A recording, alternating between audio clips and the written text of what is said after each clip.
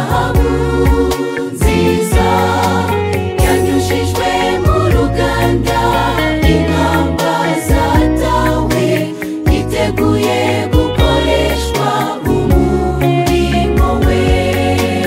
Urajye wihanganira mu ishuri ry'Imana, umuremyi arashaka izahabu nziza yanyujijwe mu ruganda, inkamba zatawe yiteguye gukoreshwa umurimo we.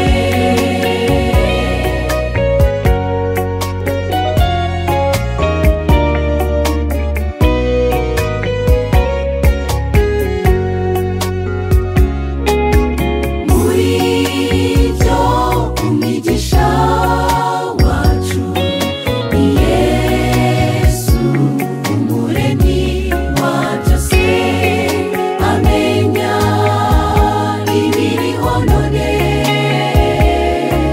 ndetse na byose bizaza nta kimutungura. Ntiyadukundira